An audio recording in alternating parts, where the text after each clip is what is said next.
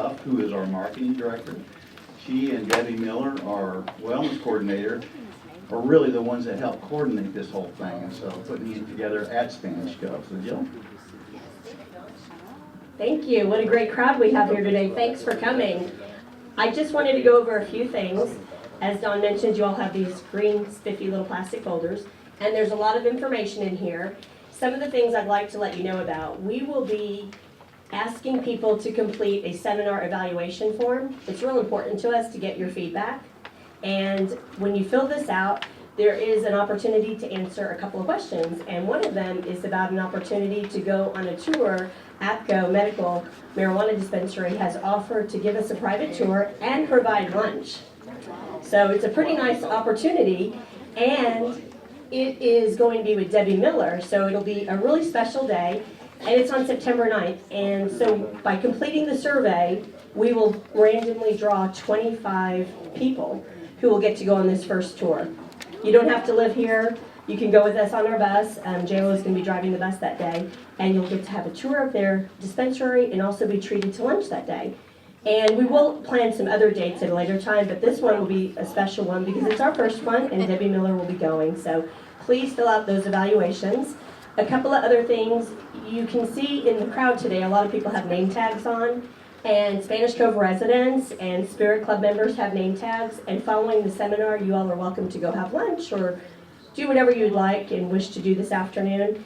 Those of you that have a red sticker on your name tag, we do have a lunch reservation for you as well. And lunch will be at 12:45 following a tour. So please stick around and we can answer some questions that you might have. The panelists will be around for a little bit after the seminar as well to answer your questions. And I also want to give special thanks to all of the residents and staff at Spanish Cove because this event would not be possible without their amazing support and help. So I can't thank you all enough. So I hope you all enjoy the event today and thanks for coming. Here's Nikki Buckley. All right, that was a kind of a measly hand of applause. Can we give a round of applause to Spanish Cove for putting this on? Yeah! All right. I know you guys have it in you. All right.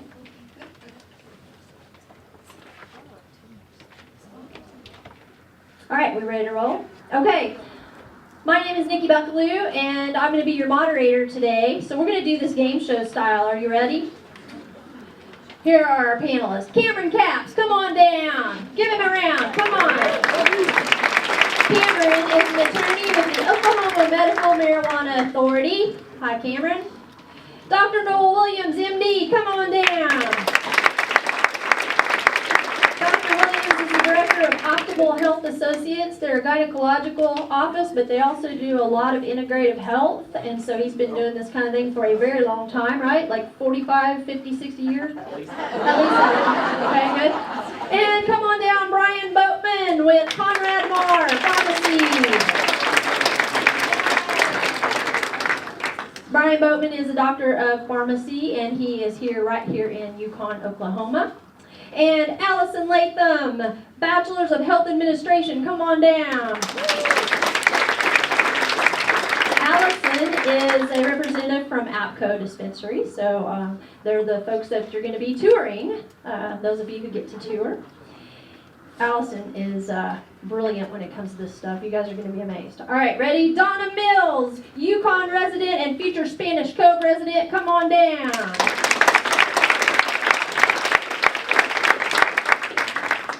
Donna is a wealth of knowledge. You guys are going to be blown away. And our last panelist, Debbie Miller, Wellness Director, Spanish Cove Retirement Village.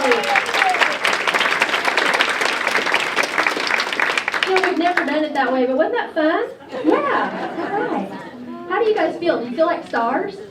Yes. All right, make sure your light is on your mic. I turned that middle one on, but I don't think the two on the ends were on. All right. So, what is our topic today? Oh, cannabis. Yes, okay. All right. Just wondering if I was in the right room. So we're going to be asking the panel a series of questions. They're going to cover those, and then you guys are going to have a chance to ask all of your questions. Well, almost all of your questions. I'm sure there will be some that may have to wait, and if they do, these guys are going to hang out for a little bit after to answer some of the questions. So if you would please use your pen and paper to write down your questions. That way we can stay on track and have plenty of time for the audience Q&A. All right, does that sound like a good plan? Yeah. Yes, turn to your neighbor and say, you're going to learn something today. Turn back to that same neighbor and say, and it's about dadgum time. All right. Are you guys ready? All right, here we go. First question. Let's clarify some terminology. What is cannabis? Who wants to answer that one? What is cannabis? All right, Allison, what is cannabis? Give us the layperson's version of what they need to know about that. Well, hi. Hey, Allison, hold that mic up like a rock star for me. Yeah, rock star. Well, I just want to say I'm very happy and excited to be here with you all. So cannabis can be really broken down very simply. There are two different plants that we need to look at. There is the hemp plant, as we're known as its textile purposes. Is actually rich in CBD as well. So okay, so define CBD for me, Allison. So it has a therapeutic benefit as well. So CBD, or cannabidiol, which is its scientific name, is a supplement. It's a therapeutic compound found in the plant of the hemp, as well as in cannabis. Other cannabinoids, which is the terminology for all of these compounds, as well as THC, are found in the cannabis or medical marijuana plant. And these are all therapeutic and beneficial to the body. Now, okay, so hang on, let me ask a question. Yeah. So CBD, as I understand it, is marijuana without the Yes. psychotherapy, what do you call them? So, Psychoactive compounds, right? The hemp plant. CBD. CBD, yes. Yeah. So, and whether you get CBD from the hemp plant or from the cannabis plant, it will not get you high. THC is the only compound that has that potential to get you that mind-body altering high. Okay, so thank you for that. So Dr. Williams, did you want to add to that and talk a little bit about what is THC as opposed to CBD? Yes, and first, thanks for having me. Sure. And I appreciate being here. And hi, Donna, who's been the front office person here forever. Hold that up like a Oh, sorry. rock star. So there's basically two components to cannabis or hemp, as Ashley, Allison, yeah. sorry, Allison stated. So CBD is cannabidiol, or basically a cannabinoid. And so you have two receptors in your body. You have CBD1 and CBD2. CBD1's in your brain and central nervous system. CBD2 is peripheral. The key thing with CBD1 or CBD, the CBD1 receptor is not in the respiratory center, so CBD is never a respiratory depressant. So then when you think about THC, or tetrahydrocannabinol, it binds to the CBD, potentially CBD1 and 2 receptors, or excuse me, there's a THC receptor, but those receptors are also in the respiratory center. And the way I'd always want you to look at CBD and THC is Mother Nature made them together so they work well together. And so the first part is, if you use CBD alone, it's going to activate your CBD receptors. So think of it as it's just a neurotransmitter, one that we haven't talked about a lot because for various reasons the FDA and the NIH didn't really want us to, which is a whole separate subject. And so what happens when you add THC to CBD and you use them both together, the CBD receptor is activated better and will work better. And then the THC also has separate properties in terms of decreasing inflammation and decreasing autoimmune responses. So you think of the THC as supercharging CBD. So some people can get great effects for medical conditions with just CBD. Some people, when you go to hemp oil, hemp has 0.3 THC, and that will make the CBD receptor work better. But then when you go to marijuana, you can get even better effects. So kind of think a 60% response for CBD, a 70% response for things with hemp oil, and probably a 95% response for most things we use it for with a medical marijuana. So let me ask you a question then based on that. If someone is thinking about utilizing these products, might they want to start by trying out CBD or hemp oil? Or are there some people who there's no reason to start there, they just start with medical marijuana? Our approach in my practice is we usually start with CBD first. I think it's very safe. Not that marijuana isn't safe, but you don't have to get a card to use it. You don't have to worry about drug testing. So it's a very good product to start with, and then move to the hemp oil, and then move to the marijuana. I kind of say, you know, what I understand, and this is totally me, I'm ignorant on this topic, so I'm gonna ask a lot of questions that I think a lot of us may have. I think Asparcream, and I think, okay, instead of Asparcream, CBD oil, potentially, right? So they're equals, they're not illegal, CBD's not illegal, you can buy it in the pharmacy, etc. Now, I'm not saying they treat the same things, I'm just saying on a pharmaceutical level, I can buy it over the counter, yeah? Yes, the key Yeah. thing with CBD though, is you want to make sure you're getting a purified product, because a lot of them will have impurities in them, they'll have heavy metals, pesticides, and some of them will also have THC in them because they haven't been purified correctly. Ah, interesting. Okay, so I'm going to open that up to the panel for a second to talk about that, because I know, Brian, you guys sell it at Conrad Mar, and of course, Allison, you guys at APCO, and then I'm going to talk to Debbie too, because she's been using it for a while too. So talk to me about, how do you guys decide what you're going to buy and stock at Conrad Mar? Well, we've just have been in the CBD dispensing for about a year and a half. We don't get into the THC part of it, but the companies that we picked were companies that showed us all of their testing and the purity of the product and that type of thing. So that was real important to us before we recommend the product. So You did your vetting then before you let them put the stuff in your store? We looked at several companies and decided, you know, the one we went with because of their testing and the purity of the product. Okay, great. Allison, you want to pick it up from there and talk about, I mean, you guys are a dispensary, so how do we know how do we know when these dispensaries pop up if their products are good? Yes, well, you know, I really will say that not all CBD is created equal. Like, not all, you know, vitamins and supplements are created equal. There are better quality ones as opposed to others.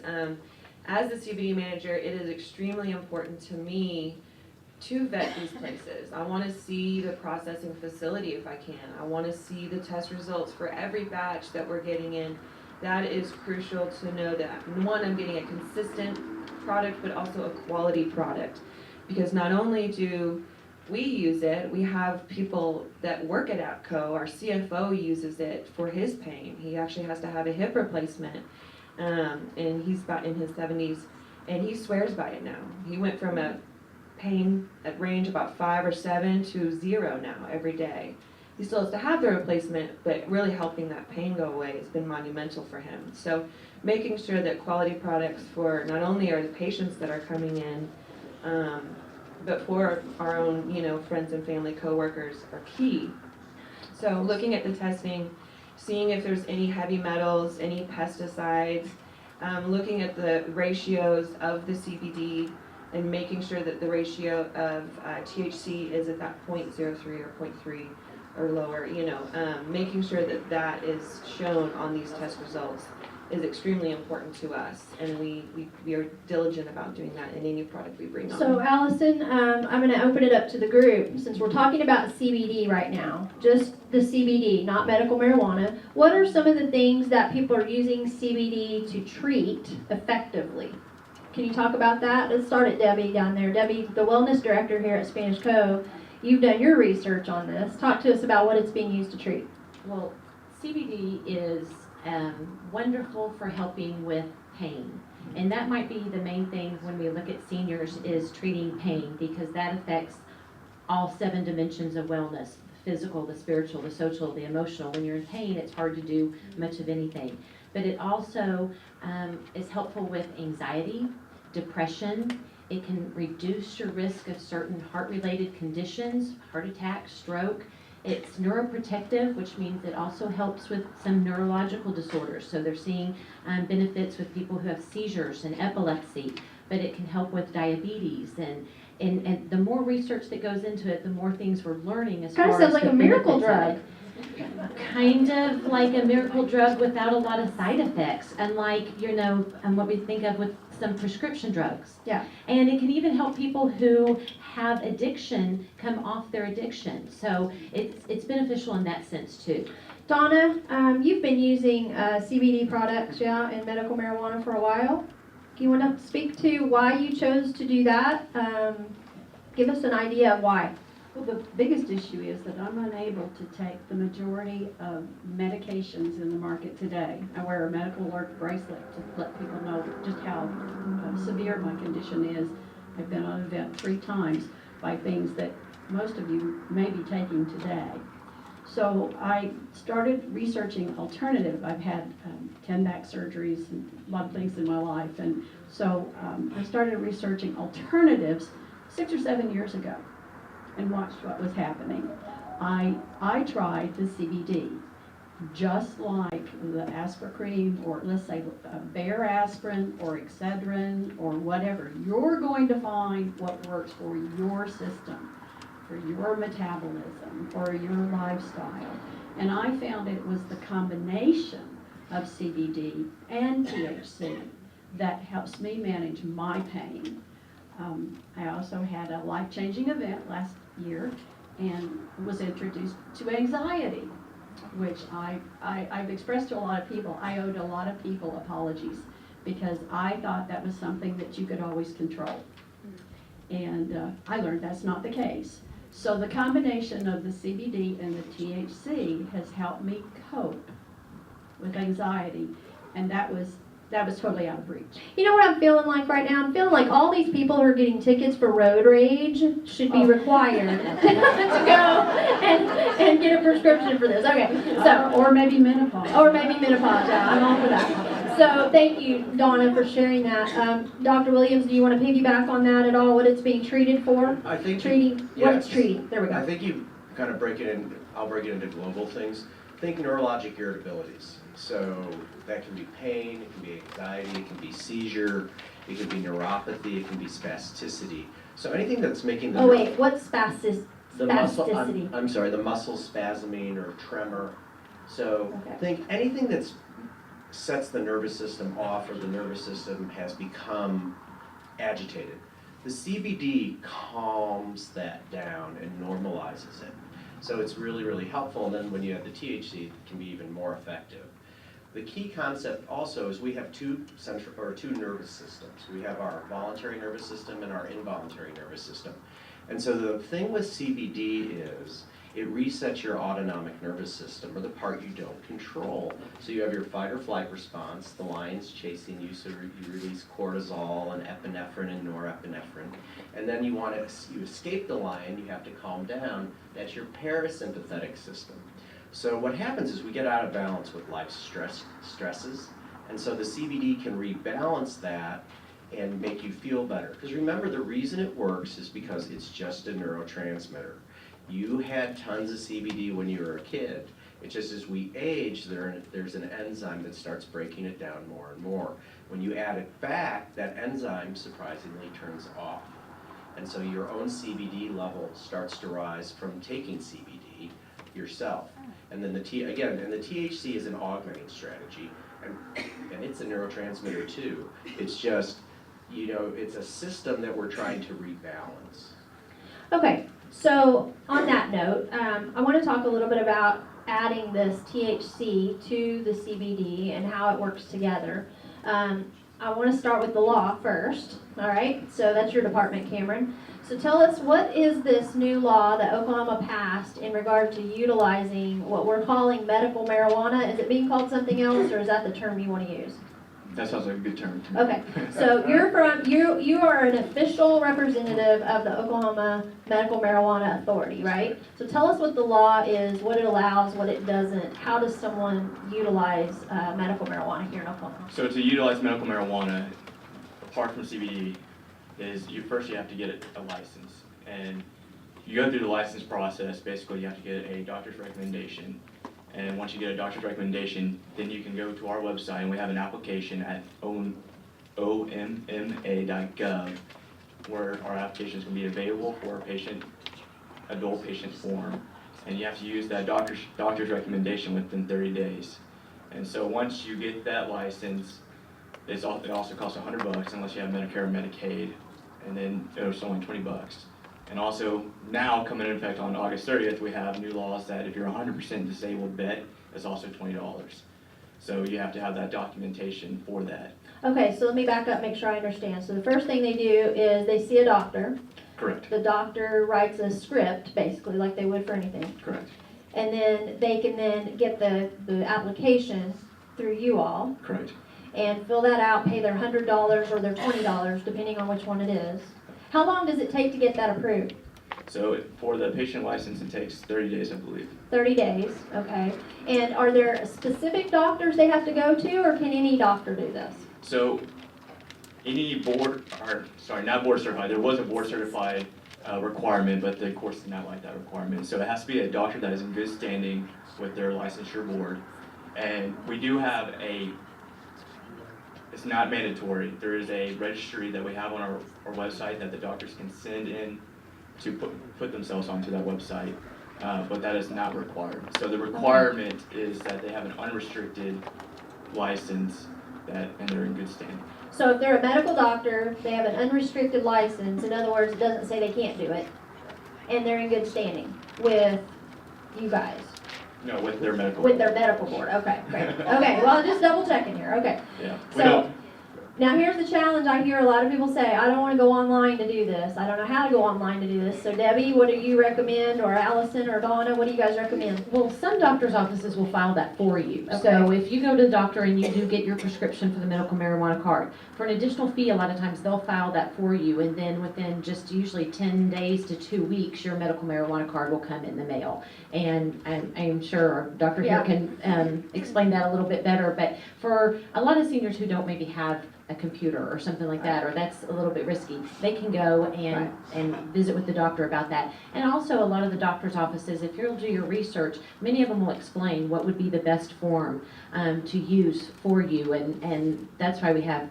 Dr. Williams here today, because you need that education too of which way you're. Hold off. I'm gonna stop you for a second. I don't want to go down that path just yet. Okay. I want to finish the application question, and then we'll come to that. Yes. So Allison, you guys have a dispensary. What if I walk in there and I don't have a medical card? Are you going to give me the same instructions he did, or is there some help from you guys? Yes, so we would recommend that you go to the omma.ok.gov site. Go to your doctor, get that recommendation. And honestly, at APCO, Rockstar. And honestly, at APCO, we are more than happy if you come in with your recommendation. If they don't do it at the doctor's office, we are more than happy to help you through that process. We can get on our computers and help you process that whole thing. So by the time that you're done, you're getting your approval email and you're just waiting for or you're getting your confirmation email and then you're just waiting for your approval email. And then it'll be coming in the mail after that. So if you're having any issues or if your doctor isn't able or offering that as a service, at APCO, we can do that with you. Okay. For free. Yes, for Okay. free. Thank you. Yeah. Okay. So now the photo. Donna, you want to talk about the photo? That's what I was gonna tell them. Go get one of those ever flattering passport photos. Or if you've got an app on your phone, that's what I did. You can take it on your phone and include that. And then if you're having a day that the brain is going in multiple directions, then you might want, if you're going someplace, you want to take information with you. Oh, simple things like driver's license number, social security number, things that will identify you, that when you are in the midst of doing something that might make you a little bit nervous, you might transpose numbers or something like that. No? And now, Allison, I know your organization will even do the passport photo for free, right? Yes, we do all of it for free. So we would do the uploads, the photo, everything will be done with us for free at APCO. So we will do the entire process for you. Okay, so I want to talk a little bit more about legalities before we talk about treatment and all that kind of stuff. Anything you want to add, Brian? You're looking at me. No? Okay, you're good. All right, so Cameron, what if somebody gets their medical card, they've gone to the dispensary, they've gotten their doctors well aware they're using it. What can they do or not do as it relates to Oklahoma law? I had somebody ask me earlier, can I take it with me to other states without problem? Talk about that. So the license is for it's an Oklahoma license. And so when you go to other states have different laws. And so your license is for here, and it's for, you can buy or go to a dispensary here within the state. And so it does not apply to other states, and so you're always running the risk if you're taking it with you to other states, they have their own laws, and it is illegal in some states. You could probably go to Colorado. I'm just guessing. Dr. Williams, yeah? I don't want to say, I'm not the attorney here, so I'm making a joke. Is that okay? I think the key thing is you do not want to transport marijuana out of the state by car. It's just, I mean. Or airplane. Or airplane, but especially by car, because if you go to Texas, they are always stopping cars coming back from Colorado. And so they're very, very strict. So it is, we always tell our patients that no, it's for Oklahoma. And so do not take the marijuana out of state. It's just gonna cause you huge problems if you have a interdiction moment with the police. Okay, perfect. Yeah, Brian? I just wanted to add that your basic pharmacy is not a dispensary. I get that asked all the time. So I just wanted to Why add not, Brian? Would you like to elaborate or not? that. I just don't think they'll let us, for one thing. They won't let you, all right? Not licensed. That's exactly right. Okay, but you do talk about the fact you do have CBD oil, and a lot of times people will come in and consult with you on the CBD aspect. Yes, absolutely, and, you know, we always talk to people about what medications are you taking, because, you know, CBD is metabolized in the liver, so drugs that are metabolized in the liver can interact with CBD, or CBD can interact with them, so it's always important to talk to your doctor or pharmacist about the medications you are taking. Hopefully the CBD will help you quit taking some of those, but there is a right way to quit taking those. You don't want to just stop taking them all at once. So it is important to talk to your doctor or pharmacist before you do that. Okay, perfect. Okay, so Cameron, did you finish everything we needed to know from a legal aspect? Do you feel complete? I feel complete. If you go back to your office, nobody's gonna get mad at you because we didn't say something we should have. Promise? That's a fraud. Somebody can get mad about anything. I mean, Yeah. He's an attorney. He's like, I'm not gonna talk about that. Okay. I do not speak in absolutes. You're right, you don't. Okay, that's right. I like him already. Okay. Okay, so, we've talked about CBD. Now, I want to go back to Debbie, and all of you speak to this, because what I notice and what I think the stereotype is, the 20-year-old puffing on a, marijuana cigarette. What else do we call them? Let's name it. Joint. What else? Doobie. What else? I know there's some hippies in this room. What is it called? Mary Jane. What else? Reefer. Okay, so we got all these names for it, but the reality is that that's a stereotype of how marijuana is used. And Debbie, you started, so I'm going to let you pick it up and talk about the different forms of THC and CBD. You said specifically CBD, so let's talk about that. I'll hold these up for you. So the nice thing about CBD is that it comes in so many forms now compared to maybe before, and there's different brands and different strengths, and you can get CBD in a sublingual drop. You can have it in a balm that you rub on you. Charlotte's Web is a hemp oil that comes in 3 different strengths, and you can put it in your coffee, you can put it in your tea, you can put it in your water, you can put it in your food. This was your bath bomb. That is my bath bomb. It comes in bath salts, bath bombs. You can do lotions, you can do facial creams. It comes in ice cream. You can get CBD infused coffee beans. You can buy CBD coffee. What is this one, Debbie?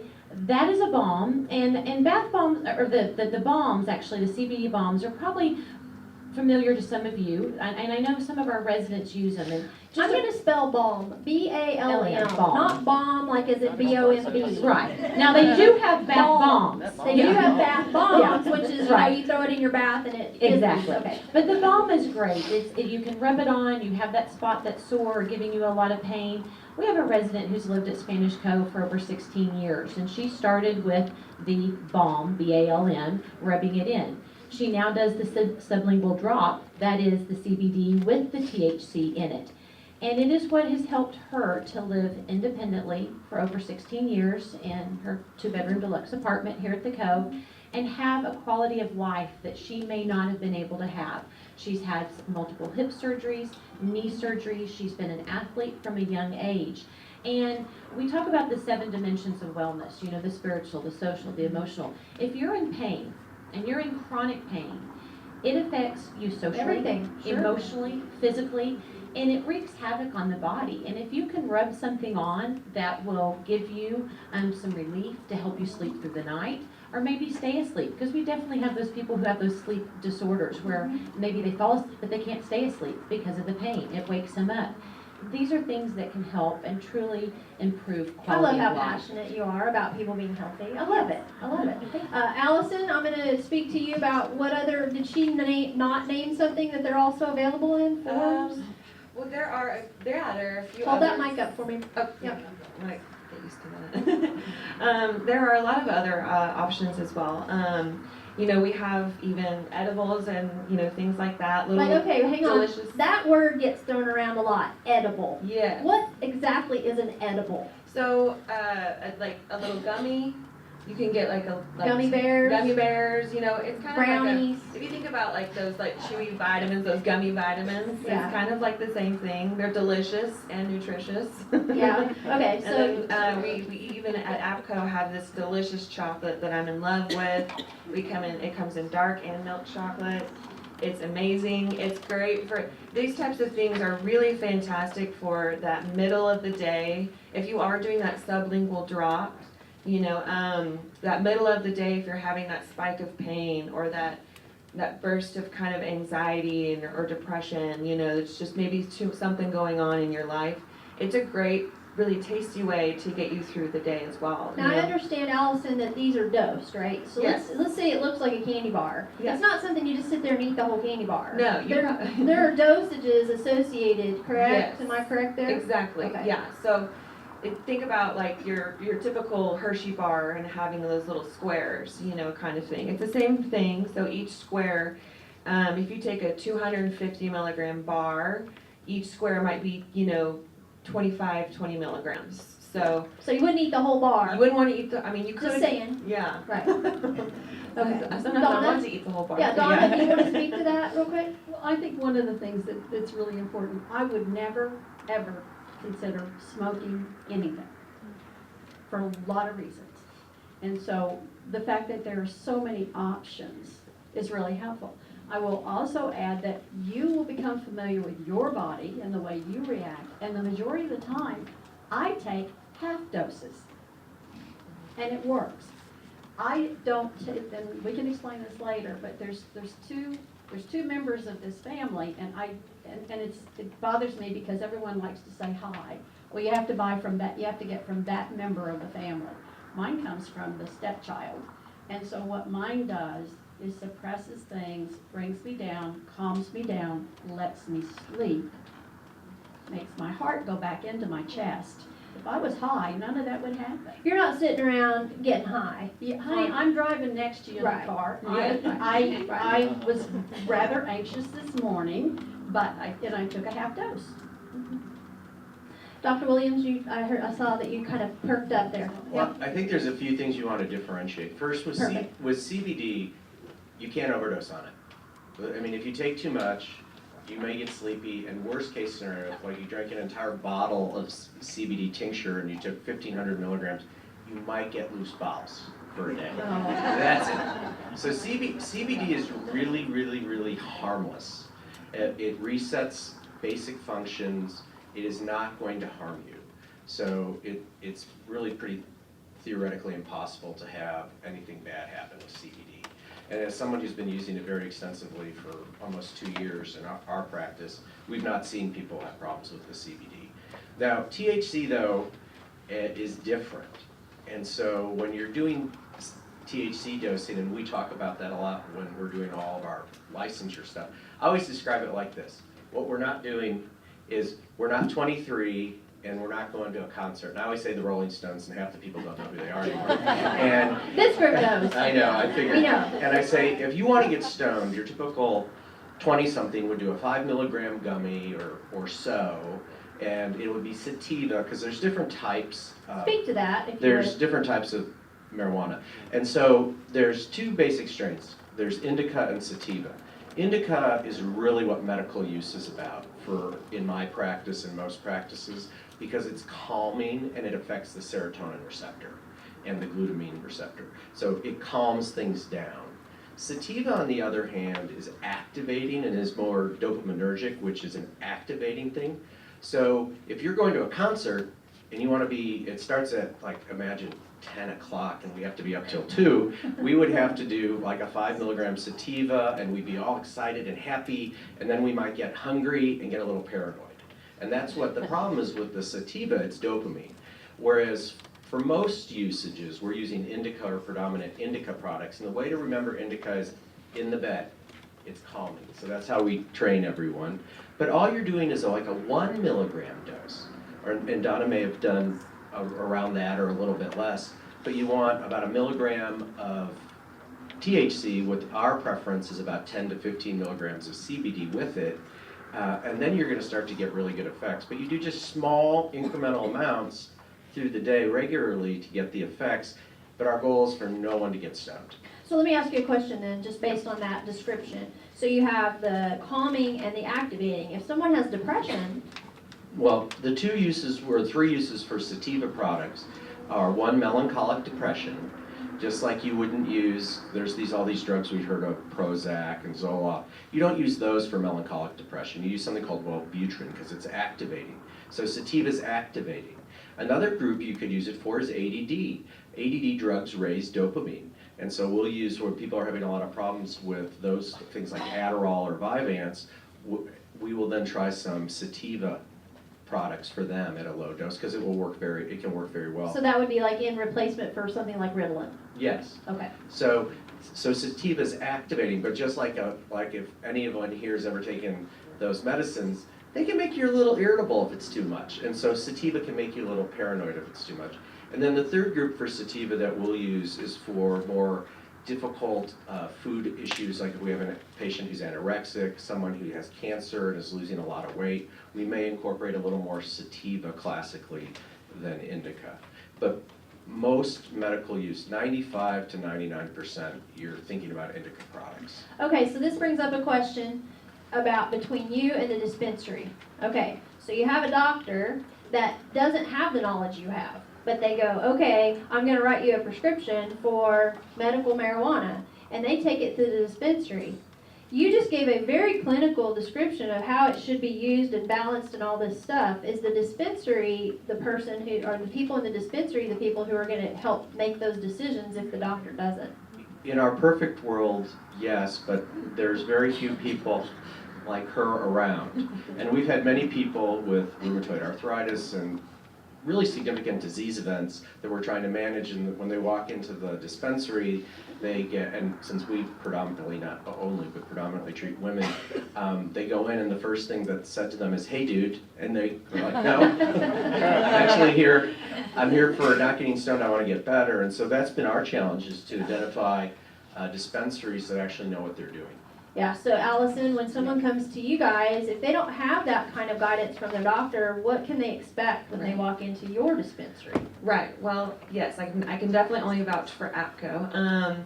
And we are very welcoming of conversation. We want you to come in, and you don't have to buy anything or anything. We're not going to push you towards anything. Even if you just want to come in and talk and gain knowledge, look at the products.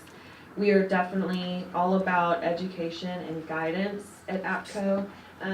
Our motto is low and slow, and that's on the CBD supplement or the THC medical marijuana side.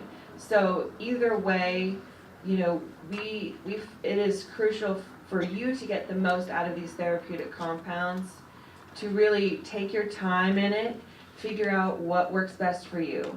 Is that gummy going to work a little bit better for you, or is that sublingual dropper going to work better for you? And even on the CBD side, we have these phenomenal inhalers that we just got in that are great for things like COPD or some pulmonary issues, as it goes in and helps with the inflammation. What's also great about them is that they're water-based, so the water base for the compound. And what that means is that there's no risk for any potential of infection. If it were an oil base, you might have a risk of that. if you are prone to pneumonia and things like that, that's something to keep in mind.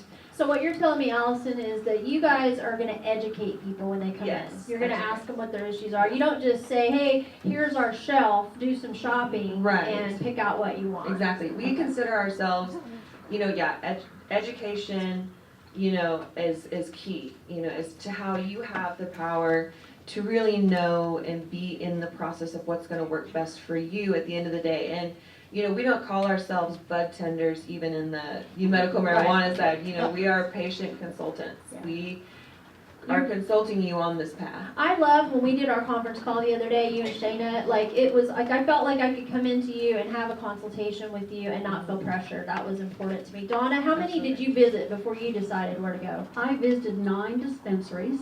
I did the Senior Act. I went in a deer in the headlight to see what they would do. And of the 9, 2 made my cut. And of the 2, 1 took it a notch higher. And then I'll be very candid and tell you, I'm a shopper. I like the prices better.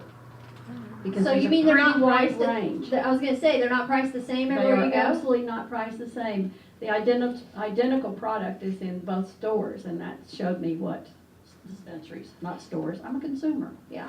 Um, So, but then quality is also the other Quality. thing. So how did you assess that, Donna? As a matter of fact, I had actually bought something from someone else with the same parameters on the mixture. Used it, it was okay. Ended up going back to the place that made the first cut and should have gone there anyway, which happens to be these people, sorry. Shameless plug, but not really. This is Donna talking. We're not selling it. And their manager, who is phenomenal, long talk, didn't know why I was there, was great.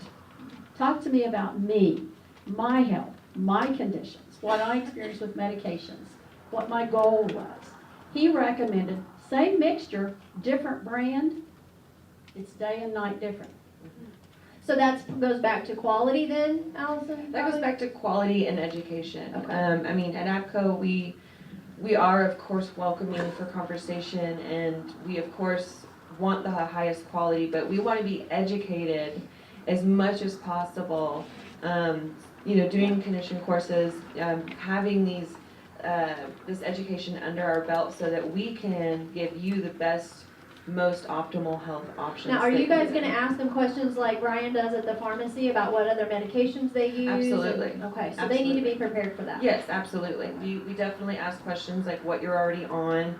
Always encouraging the conversation with your doctor as well. Conversation with us and with them is how you're gonna get the best results with no potential risks happening. Okay, one more question for you guys about this topic of dispensaries, because I think it's important. Donna brought this up on the call the other day, safety. People wonder, is it safe to go to these places? Donna, how did you assess safety? Go ahead. I visited one place like that, and I decided that was. What do you mean like that? Hey dude, what do you want, was Right. and I just didn't feel comfortable in the area. They are more prolific than 7-Eleven. Yeah, they're everywhere. You guys, yeah, right. So then I narrowed my search down to a certain part of town. Now I gotta add, which I still don't understand, uptown, downtown, Midtown, around town, all anyway, those that's what they are. on 23rd, and hadn't even looked there. But I've been following them in the newspaper because there've been several articles about this group. And I liked what I was reading, and so I went out of the grid and went down there. Okay. Dr. Williams, do you want to speak to that at all, the dispensary selection piece? I think that's been our biggest challenge, is getting people to have the products we want them to. And so if you can locate a great dispensary, which sounds like APCO is, you definitely want to use them. And the other thing, if you do get a medical marijuana license and you go to the store, I like the low and slow, is because we're always telling people, I always tell them, don't get upsold. You're going to be nervous, and when you go in, a lot of times when people then come back and we're checking in on them, they're like, oh, I bought $200 worth of product and none of it works. Well, because you don't know what's going to work. I mean, we have theory on what we're doing, but it's buying small amounts, seeing how it works, and then once you find what works, you can buy a lot of it. But what a lot of the stores do, unlike APCO, from what I'm hearing, is, no, they try to sell you as much product as they can while you're there, because you're nervous. And so you'll overbuy, and you want to do it exactly as she suggested. Very methodically, it sounds like, yeah. And I do just want to touch on that, you know, how you, another way to know you're getting that medical grade, like with the CBD supplement, you know, with the testing, if a place isn't willing or doesn't have it right there, the testing of their products, and that's, you know, pesticides, heavy metals, the ratio of THC and other cannabinoids that might be present in it, that's a red flag right there for sure. Also, to maybe not move forward at that particular dispensary. Perfect, okay, if you guys are ready, I'm gonna open it up for questions. Think you guys good? Okay, so I'm gonna take one question at a time, I'm gonna repeat it back, and then we'll have the panelists answer it. So, wow, okay, I saw this lady in the back with the white shirt first, so, and then I'll move forward. Yes, ma'am, stand up for me so I can hear you. Where is Acton? Oh, well, that's an easy question. So first of all of the panelists have materials out here on the table when you leave. They have to pick up. But go ahead and Allison, tell them where APCO is located. Yes, so out of all the towns, we are in Uptown, so 23rd. It's 313. Use your mic for me, Allison. Sorry, 313 Northwest 23rd Street. So that's going to be, the cross street is going to be Harvey or Walker, if you're familiar with the kind of downtown-ish area. And you guys have like this really big like lobby area. They can Yes. actually come in and kind of sit on a couch and sit and chat, right? Yes, so we have kind of a community space right when you walk in. It's very welcoming. I'm very proud of the space. It's beautiful inside. It's lovely. So we have couches that we invite you to come in and have those conversations, or just look around and really take it in. And no one needs a card in that area, Yeah, because FDA, CBD is a FDA approved supplement and legal, so no one needs a card to just come in there. But the medical marijuana is separate. Perfect. Okay, I saw another hand. Yes, sir. With the hemp oil, do you need a card? And secondly, can you use a hemp oil type CBD with opioids? Okay, hemp. Do you need a card? And Dr. Williams, can you use it with opioids in conjunction with? So hemp oil has 0.3 THC in it. You do not, that's under the federal farm bill, so it's legal for use. So you don't need a card for it. You can use hemp oil with opioids, and we'll often start with that to see if we can begin the weaning process on opioids with the hemp oil. But we'll use medical marijuana with opioids too, but we do it in a very specific step-down approach. But again, the hemp oil is not going to be a respiratory depressant, so it's safe to use like CBD with opioids. But it sounds like if they're trying to wean off the opioids, they need to do that with a doctor's. Yes, you always want to be careful when you're weaning off sedative hypnotics, things like Xanax and Valium, or any opioids. And it's very safe and relatively, believe it or not, easy to do with CBD or marijuana, but you do want to do it in an organized fashion because you don't want to do it too fast. Gotcha. Okay, great. All right, so hang on. I already did one dude on your side, so I'm going to do this young lady right here, and then I'll come back to you. Yes. Allison, are your products grown there too? Oh, good question. So the question is, Allison, are your products grown there, or do you guys bring them in from somewhere else? That is a great question. Now CBD, since it is legal nationwide, we can bring it in from other states. We still look at their testing and things like that, because it is a supplement. However, the sublingual dropper, or the product that we use with that, is local. I've been to their facility, and that's probably the most common way to use CBD as a supplement. However, on the medical marijuana side, it is required legally for it to be from within the state. So all of our medical marijuana products are grown and processed within the state of Oklahoma. But you guys are not a grow house, is that correct? Currently, as of right now, we are not vertically integrated yet. Vertically integrated. They are not vertically integrated. Terms. All right, we're learning some new stuff today. All right, so I'm going to get Bill, and then I'm going to come to this side of the room. Yes, sir. Yes, I had a question. If, as I understand it, if individuals have CBD naturally, and as they age, the amount of CBD in the system decreases, then the question that presents itself to me is, should everyone then be taking or supplementing Yeah, good question. CBD? So let me repeat that back. So he said if CBD is a naturally neurotransmitter that's naturally produced and it declines with age, shouldn't everyone be taking it? Well, I think the answer to that question is, it's reasonable for everyone to take it. I mean, we never want to say everyone should do anything with supplements, but in my perfect world, I would have a set series of things for everyone to take to help them. But so it's very reasonable for everyone to take it. You know, we did a seminar, 2 seminars, those of you who go to the Senior Living Truth Series. It was called The Truth About the Aging Brain. And Dr. Richard Smith from Mercy, and the neurosciences director there, spoke about the declines in the neurotransmitters. And he talked about how men decline faster than women. So I just wanted to point that out today. Thank you. Okay, if you don't have a little comedy, it's no fun, right? So I had a yes, ma'am, and then I'll get you right next door. Yes. Okay, so when you're using the low and slow method, and this is probably for Dr. Williams, please, is there a time frame or a trial time that you would say whenever you use the low and slow, you're doing like a few drops at a time, and then you increase it, and you work to find that sweet spot? How long are the intermissions? Yeah. That So, you would recommend at least to try it?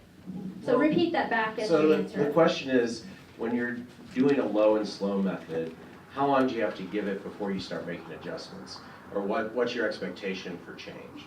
And so it depends what we're talking about. If we're talking about pain or anxiety or sleep disturbance, you can start seeing changes within the week. I mean, sometimes right away. But if the pain, let's say, is from rheumatoid arthritis and you still have a lot of rheumatologic inflammation, the THC is going to, if you're doing a marijuana product, is going to be disease modifying. So separately than relieving pain directly, the THC will gradually tone down the inflammation, which will in turn tone down the pain.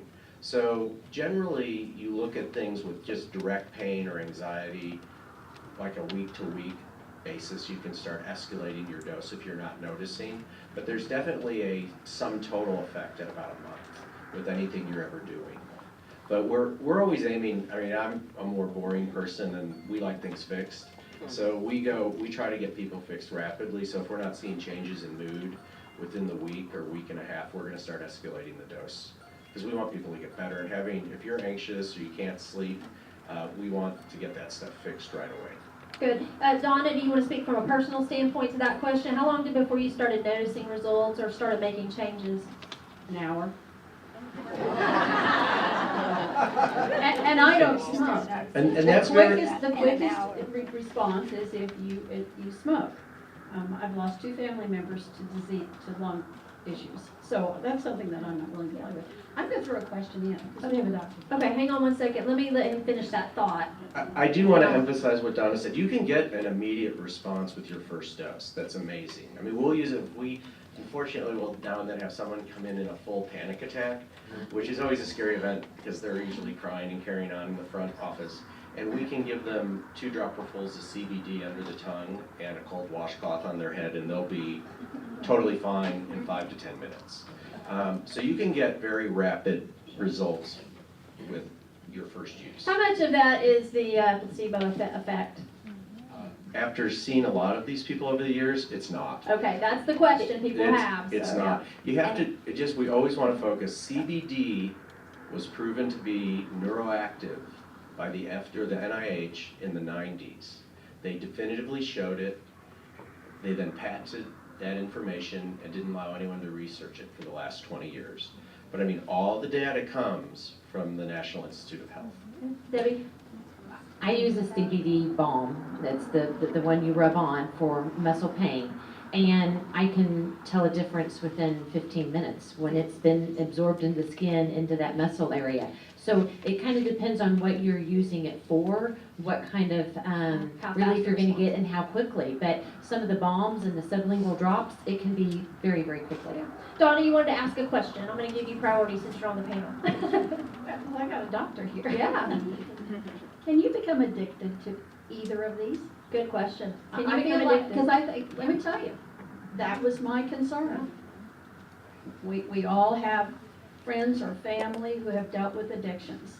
And so that's something I had to come to terms. I got my card in November. I didn't purchase till April because I was afraid. You had all this mental talk going on. I did. Yeah. So answer that question for us, Dr. Williams. Well, first with CBD or hemp oil, no, there's no risk at all. Now, you may become dependent on it because it makes you feel a lot better, just like you may be dependent on Advil because you don't want to have your feet hurt. But there's no physical dependency. In terms of THC, there's a very small risk for becoming addicted to it. But again, if we're using it at a medical dosing rate, that's not going to be applicable. But there are people who do escalate their doses and are doing it for the euphoria, and they can become addicted to it. But I think it's been universally abandoned that marijuana is a gateway drug. It is not a gateway drug. It has never been a gateway drug. The gateway drug for everyone to know about is proton pump inhibitors, which are your Pepsids and your Nexiums. They're the ones that are going to get you on lots of meds. It's not medical marijuana or CBD. Thank you for that. Okay, I'm going to go right here, and then I'll come back to you. Yes, ma'am. Okay, I have, just recently was on a trip where I spent a lot of time out in the sun, so I bought some sunscreen. And in this sunscreen, on the label it said CBD oil, and then also the aloe vera for after sun treatment. Tell me why would that be something that I would choose? I mean, I did because I was curious, but why would it be helpful? So the question is, she bought some sunscreen and some after sun on vacation that says CBD is in this, right? And her question is, why would that be important, or why would you want to know that? Well, I'm sure you all have an aloe vera product. We carry our topical as an aloe vera product with concentrated CBD, and so what happens is the aloe vera absorbs across the skin and it gets the CBD right into your system. But why would you want the CBD if you just had a sunburn? I mean, is it beneficial? It eases the pain and it will have an anti-inflammatory effect. Okay. What about in the sunscreen? Yeah. I don't think there's any particular reason for it to be in the sunscreen other than making you feel mellow. It's a marketing strategy at that point, yeah. And I have been to department stores now where across the board, all the makeup counters are advertising CBD as well. So how do you just? Allison, you want to speak to that? Makeup counters that are offering cosmetics with Yes. CBD? We actually have a few products for the face. We have a couple of face masks as well as a face lotion, a body scrub. What's the point though? So is the point question. being is, so for certain things like scrubs and that, it's going to go in, and if you're having like puffiness in your face, once again, helping with the inflammation. If you're having like a psoriasis breakout or, shingles and things like that, CBD will help calm that inflammation, go in and relieve the pain and issues as well. I think the key concept, though, is not to buy those products from the store.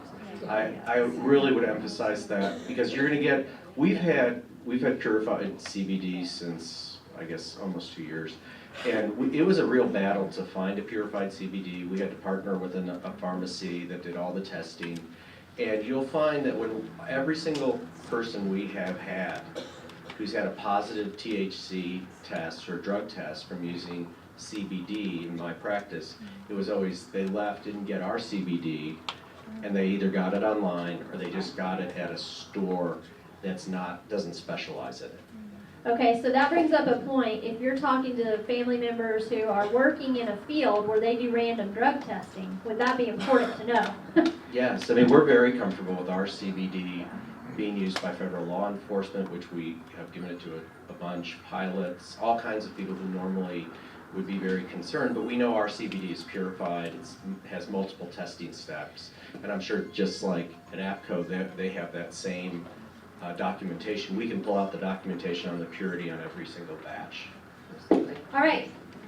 Donna says she doesn't smoke anything. Can you actually go into APCO and buy smokable marijuana that you can roll up and smoke?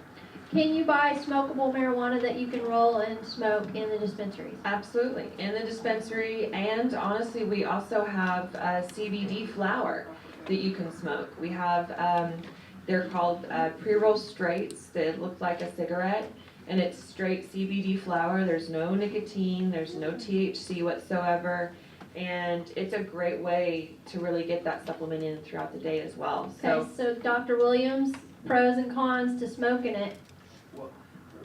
Well, I think the first part is we always discourage people from smoking marijuana or CBD, and we discourage vaping. But there are some people that is what, one, they're used to, and it works very well.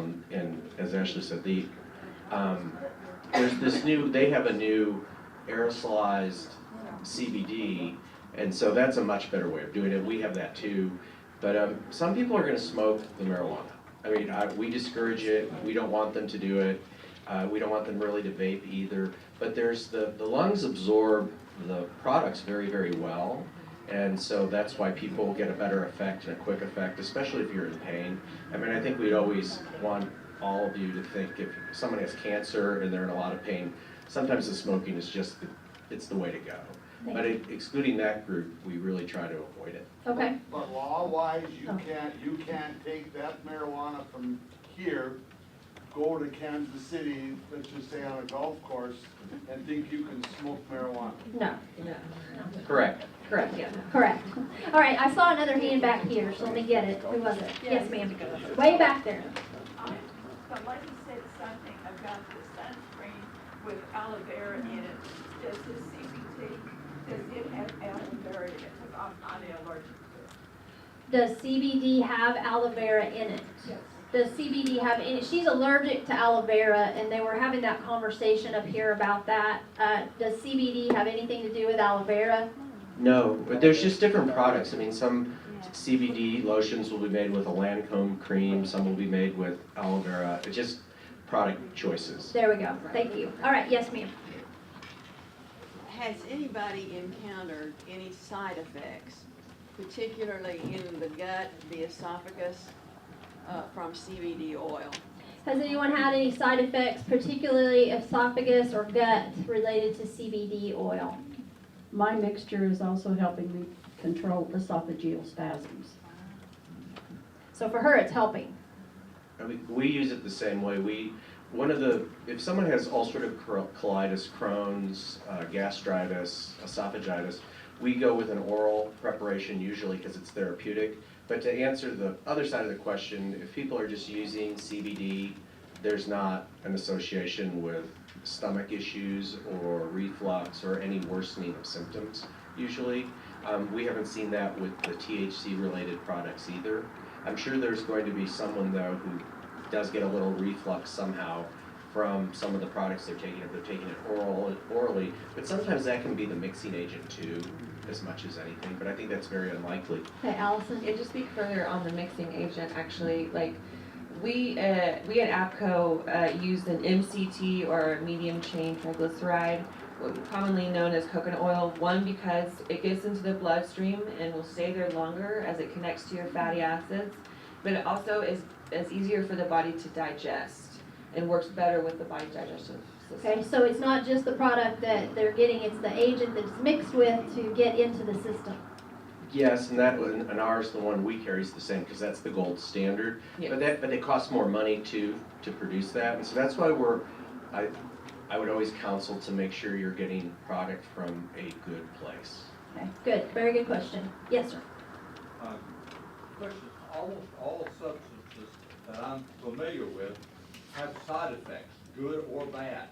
Now, with CBD, is it that there are no side effects? Or is it a situation where at this time we don't know what side effects are? They may be cumulative and we'll find out about them 5, 10, 15, 20 years down the road. Okay, so the question is side effects of CBD. Well, I No. think the first thing to keep in mind just with marijuana, it's been recorded for use in different medical writings for over 2,000 years. And so this is not a new substance, the THC or the CBD. The CBD really has very few side effects. If we look at the number of people we've treated, every now and then if someone's using a lot of it, they'll get a little more sedative with it just mildly. They may also, now and then, if someone uses a whole bunch, we've had a few people have their anxiety drop so much that they almost feel placid or maybe even slightly down, but it's very minor things like that. I mean, there's just, CBD is just a really safe thing. Okay. THC, on the other hand, can have side effects. I do want to build on that just a little bit. So, you know, we think about CBD as being a supplement, and the supplement maybe is what's helping a deficiency in the body. We have this endocannabinoid system that exists in our body that, as Dr. Nelson was talking about, the one that is with the CBD 1 and 2 receptors. And what that does is it goes into this endocannabinoid system and fills in the gaps, and also encourages, the CBD supplement encourages our body to make its own CBD. So the side effects really aren't, there's only positive really side effects in that regard. It's helping our own system. Okay, nope, you're bad. Sorry. I want to get somebody who hasn't asked the question yet. Hang on. Who hasn't asked one that had their hand up? And then I'll go back and do repeat, yeah. I was wondering about the cost and do insurance companies cover that? Oh, good question. Good question. What about the cost, and do insurance companies and or Medicare pay for the CBD and THC products?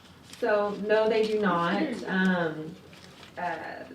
CBD, since it's considered a supplement, is really not covered by that. However, like if you do get your medical marijuana license, as they said that you can go on there if you have Medicaid, Medicare, or Sooner Care, it's only $22. That's really the only time. That's for the license. That's for the Right. license itself. Okay, so let's talk about product cost. Yeah. You know, we talked about this on our call. Exactly. And it's hard to know, so give me some sort of range if somebody's using it. So, depending on the milligram or the potency of the CBD in the product is what's going to give it that range. So if you have something that's 250 milligrams or 50 milligrams, it's going to be less, usually around $30 or so, $20. And then if you go higher in milligram, let's say up to 1,500 milligrams or 3,000 milligrams, you're going to get up there a little bit more, closer to the 100 to 200 range, depending. But this is usually in that sublingual dropper, and that typically lasts you about a month, maybe more, month to 2 months. So it sounds to me like, you know, like a prescription. We Yes. don't know what it's gonna cost. We go to the pharmacy, we find out what is it gonna cost, and then we make a decision about as to Right. whether or not it makes sense. Right. Yes, sir. Yes, I think that's very true. And just keep in mind, between hemp oil and CBD oil, there's a $600,000 machine to get all the THC out, which is why CBD oil is more expensive. And if you're getting a CBD oil that's super inexpensive, it's not been purified. Just keep that in mind. So hemp oil is always less because you haven't purified out the THC, but it's been purified and it should be a very safe product. So generally, like if we have, ours is about a 1,500 milligram CBD, it's $135. We have our hemp oil has the same amount of CBD, but it also has 0.3 THC, it's $95. And those are, and we're a little bit on the lower end compared to some people, that's where they are too. But that's about the price range to think about for these things. But if you're getting something really inexpensive, the reason it's really inexpensive is there's nothing in it. Yeah. And there are scams out there online that are doing that. Donna, you want to speak to As that? a senior consumer, when I was visiting these places and checking them out, I looked at products, we wrote down what they recommended and their pricing.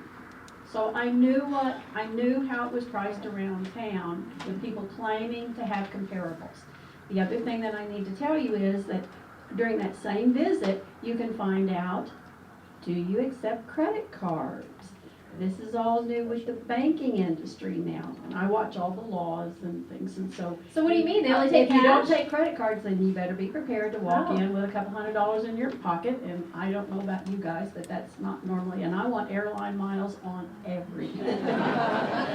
And I will say, yes, I will say at APCO, we do take credit card. Well, So you can and get your miles. that also, so earlier when I asked the question about safety, it was really related to, if it's a cash business, then you've Right. got to be conscientious about, do they have security? And do they have guards there? Do they have cameras? And is it in a place you would want to frequent? And that also speaks to the quality of the location that you're going to. If they're taking measurements, you know, security measurements, not only for our patients that are coming in, but for generally it being a primarily cash business, we do now accept card, which is amazing, but still, there's a lot of risk in this type of industry that security and security purposes, cameras, things like that are absolutely a necessity. Okay, let's keep going. Yes, sir, you're new, and then I'll get you. Yes. Does the coloration of the CBD oil reflect its purity?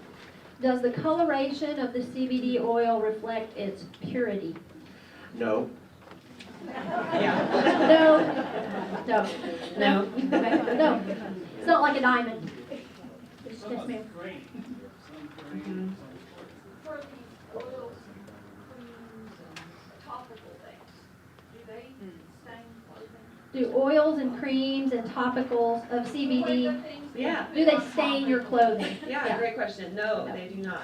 We have Use your mic then. Sorry, our body balm is just like a normal white cream lotion that just rubs right into the skin. We're also getting a spray that just goes right on, so there's no coloration with that at all. It absorbs Debbie? very quickly. Yeah, I use it and dress within just a few minutes, and you know, sometimes it might feel a little sticky or something like that, but it's never stained anything I've put on immediately after rubbing it on in any part of the body. Yes, ma'am. Kathy. Can you take THC by itself? Yes, you can take THC by itself. We don't usually encourage that because we're trying to get the CBD effect with the THC. But a lot of products have just THC in them, and they can still have benefit. Yes, and I will add to that. If you want to think about it, it's power in numbers. You know, using the CBD and the THC products, you're getting all these cannabinoids coming together to get all of these benefits, you know, into your body to really get the most results out of everything. I wish they had an animated little video of Right. that happening in your body. They like strengthen each other, Yeah. you know, they make each other better. Yeah. So yeah. Yes, ma'am. If I have a prescription or whatever, and I get that filled, can I count that on my IRS as a? Oh, that's a wonderful question. So let's see if anybody on the panel knows the answer. Brian, you might. If she has a medical card and goes and buys the product, THC, I'm assuming you're talking about, and can she then turn that in as a medical expense on her taxes? I do not believe so because it's a controlled and dangerous substance. So it's a Category 1. There is no federal appreciation for spending money on marijuana. But the feds are working on it right now to move it into banking and taxation. So hold on, if they tax it, they gotta give us a deduction. So here's the thing I would say is that this audience right here, you guys are one of the biggest audiences of people using these products. You need to be talking to your legislators about that issue right there. Yes. Okay, so I'm going to get somebody who hasn't asked a question. Alice, I don't think you have. Do you think the cannabis helps with bone health? Does cannabis help with bone health, do you think? I think cannabis can make bone pain better. I've not seen any papers that it actually improves osteoporosis at all. I haven't either, but I'd like to answer that because, you know, we have a lot of people who don't walk because of pain, maybe hip pain, knee pain, things like that. And we know that walking is one of the best weight-bearing activities that we can do and that helps build bone health. So if there's a product out there that naturally can help reduce the pain from a sore hip because of a hip replacement or a knee that needs to be replaced and you're not walking because of that knee, it's a yes and no answer. There's no studies that show that CBD can help make porous bones more strong. But if you can reduce your pain so that you can go out and walk further and pursue more activities, it could have a positive effect on strengthening those bones with like your vitamin D and, you know, the sun and being out in the sun so that your vitamin D is more absorbed. Well, Debbie, don't you see the number one reason that people, as we get older, stop being active is because it's painful? A good majority of it. And so it's circular. It is, isn't it? It is. Yeah. Yeah, it's cause and effect in a lot of ways. Yeah, Allison? I will say I've seen some preliminary studies as I've done some research that it does help, I think, through relieving that pain and inflammation has shown to help with bone growth. But like I said, they are Right. preliminary studies. More to that are come. correct. And speaking about arthritis, like osteoarthritis, you know, we do know it has some positive effects with that. So again, it's a yes/no answer, but it could. All right, I'm gonna get this one right here, and I'll come right back to you, Carolyn. Mine isn't a question, but it's a statement. Okay. I have a niece that has Haley's and Haley's, and people may not be familiar with that, but it's a horrible skin disease, and it's hereditary, and she has taken it, and it's 95% clear. Haley's and Haley's is called, Uh-huh. and she's taking what, darling, what? CBD, Hell yeah. and it's 95% cleared up. Yeah, and it was like sores all over her body. Dr. Williams, you wanna speak to that disease, or do you have any? I've never heard of that Okay. disease. So it sounds a lot like, You don't know more. it sounds a lot like shingles maybe Oh, with, no, it's no? worse. It's much worse than Okay. shingles. It's not even compared. But she's using topicals, No, she's using the oil. the oil that you put sublingually under your tongue, and it's working for that. That's awesome. It has worked. Yes, thank you. Okay, and Carolyn? I just wanted to know, as an anti-inflammatory, is it safer than for long-term use than like NSAIDs? Yes, Would you absolutely. repeat that? So the question Yes. is, if you're using CBD or medical marijuana for anti-inflammatory effects, is it safer than the classic drug class of anti-inflammatories? The answer is yes.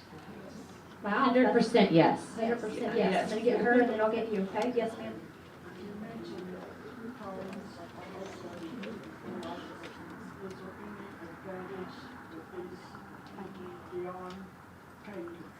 Crohn's and ulcerative colitis, any benefit to those diseases There's- other than pain control? So the answer is yes.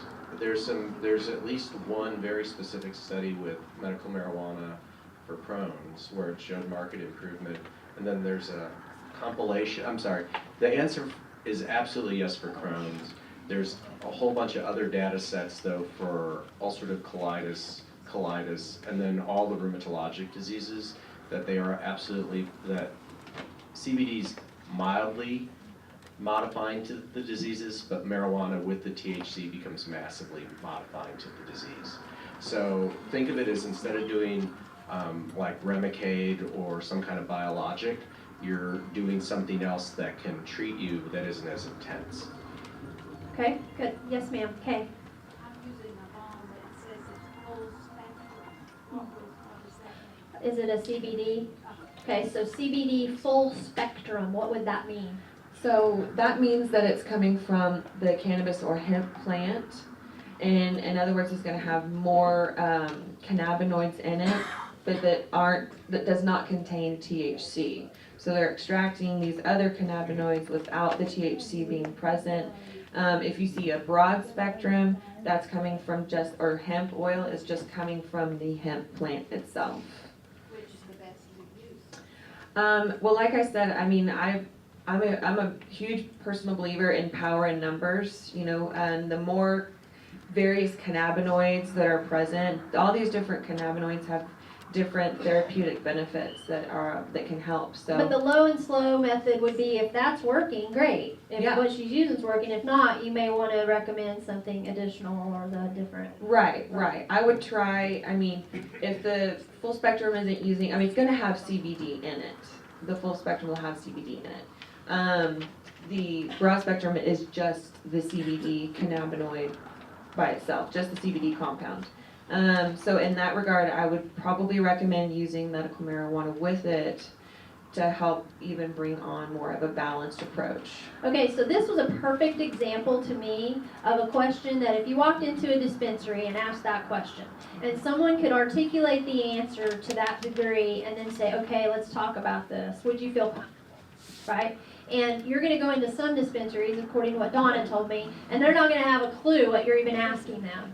Okay, so by the way, I'm just gonna give everybody permission in this room to walk in a door and turn around and walk back out. Seriously, and when I say that, what I mean is you don't feel obligated to patronize that organization or that location if you don't feel like they know what they're talking about. You're not obligated to buy anything. How many of you go to the filling station and if you use the bathroom for free, you feel obligated to buy a Coke when you leave? How many of you? You're the ones I'm talking to. All right. Hang on. Don? I'm not gonna say who asked me to ask this, but is there, Asking for a friend? yes. Asking for a friend. Is there any benefit to weight loss with any of these products? Does do any of these products help with weight loss? CBD can have an anorexic effect that's mild, and so it can suppress the appetite a little bit. Indica products usually don't have much effect in terms of that, but maybe a little. But the sativa products can be more stimulatory in our experience and kind of classically in making people get hungry, which is why we use sativa products for people who have cancer and Need to gain weight. need to gain weight. Yeah, Debbie, do you want to add to that? Again, if we're looking at CBD and it's something that can help us be more active, and maybe one of the reasons that we have gained weight is because our activity has gone down or because of hormonal changes, that CBD can, again, help us with losing weight. Yeah, so I love how you Again, think that's of that circular. holistic approach. Did you Very want to add to that, holistic. Allison? Yes, just a little bit. So, I mean, the purpose of the endocannabinoid system is to create balance in the body. At the very least, educate yourself is what I'm hearing. Definitely. Okay, I'm gonna give this away. Okay, and I would just say one more thing real quick, Nikki. I don't put any products in my body that I haven't researched. I don't take any medicines. I'm kind of like Donna in that I can't take prescriptions. So for me, the CBD products were a way that I could maintain the level of activity that I wanted and have quality of life. And that's something that we just wanted to hopefully educate you on, because that's kind of what we do at Spanish Cove, is we want to empower our residents to live longer, better, and have an improved quality of life.